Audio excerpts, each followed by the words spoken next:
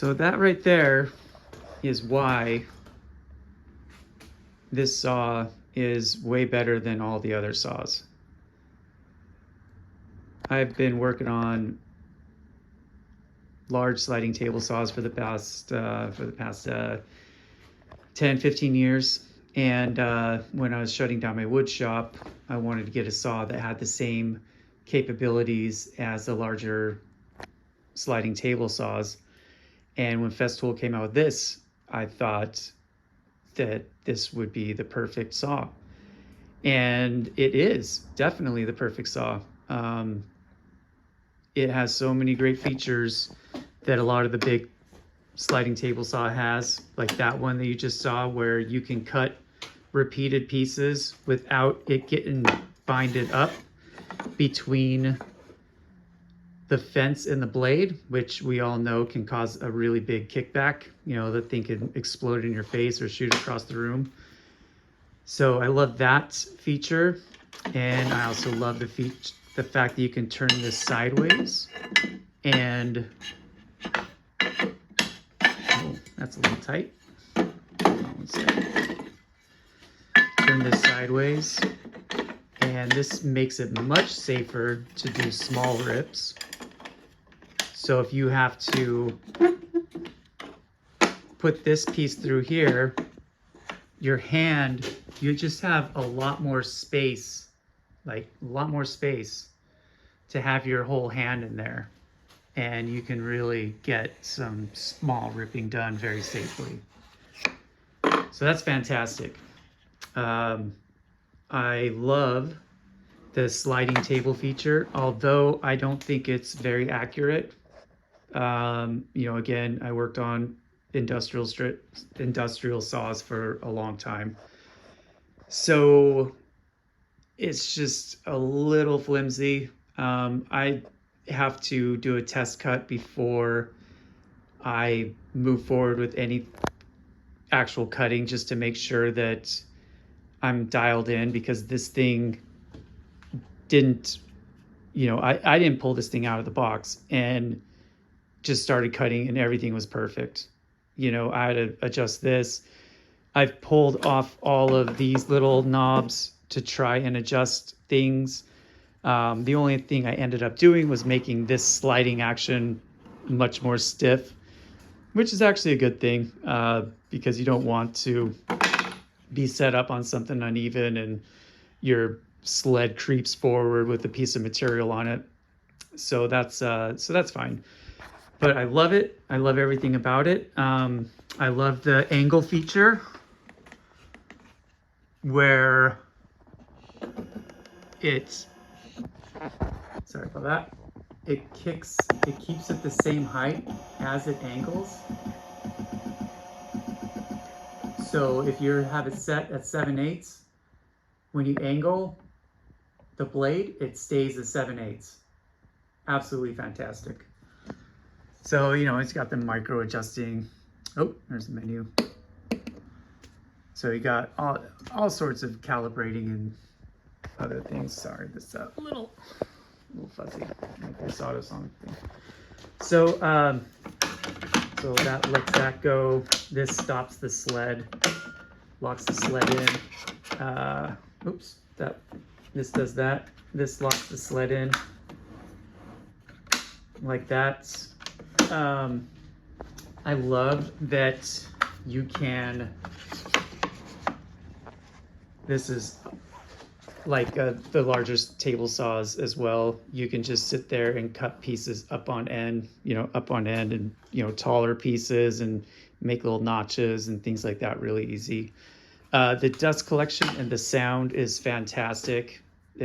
I still wear hearing protection, but you know, I'm sure some people don't. I do, but it's definitely not as loud as other saws. I believe there's actually a belt system in there, which makes it much quieter because it doesn't have to be a direct drive, you know, super screaming router motor. You know, most of them just sound like giant routers. So yeah, I love the stand. Great portability. You can turn it sideways so you can have side support when you're cross-cutting longer pieces. The batteries last a long time. They do quit, obviously, but I actually bought the Festool, um, what is that, the Capex 60? I don't know what it is. Uh, so I could have two sets of batteries, so I can swap them in and out, and that's fantastic. Another great feature is I bought the KS, I don't know, the track saw, the new, which one is it? This one, the TS60. I bought these two at the same time because they use the same blade.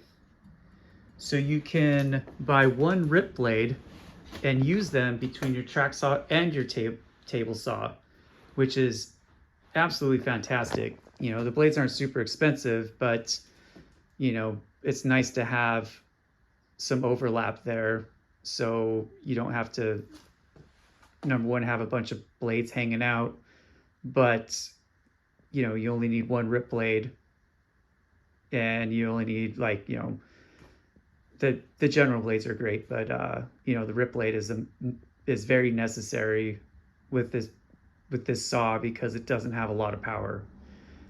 It cuts just fine, but it doesn't have a ton of power, so you have to have a rip blade, or else you'll just be burning the wood and bogging the saw down, and probably wasting a lot of the battery trying to get through the solid wood piece that you're trying to cut, because it just takes a lot more effort for that to happen with the fine-tooth blade. But yeah, everything about this saw is fantastic. You know, little fence lifts off. This thing just has two little things. Sorry, I'm gonna use two hands here. No, comes down, clips down, turns into a tiny little box. All of the accessories sitting there. I was hoping I'd be using the riving knife and the little blade guard thing, because they make it so easy to take on and off, but I don't know, I just don't like using it. I'm sure I might have some people that agree with me on that. So yeah, I would definitely recommend it. It's a fantastic little saw.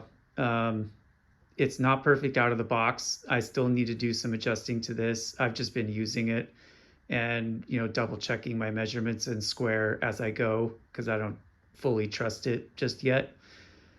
The fence, it does stay parallel with the blade, which is nice. I'm sure it's not as great as the DeWalt rack and pinion fence, but it is very, very acceptable in my book. I haven't had a ton of sawdust coming off the back of the blade, which will happen if the fence is skewed in. It'll be, you know, kick the sawdust off the back of the blade. It's happened a little bit, but for the most part, the sawdust has been almost non-existent, except at the end I'll find sawdust down here, but really not in the air. And so that tells me that it's doing a really good job. Yeah, so you know, if you have any questions about it, I'm happy to give my opinion. But it's a solid little saw. All right, talk to you later.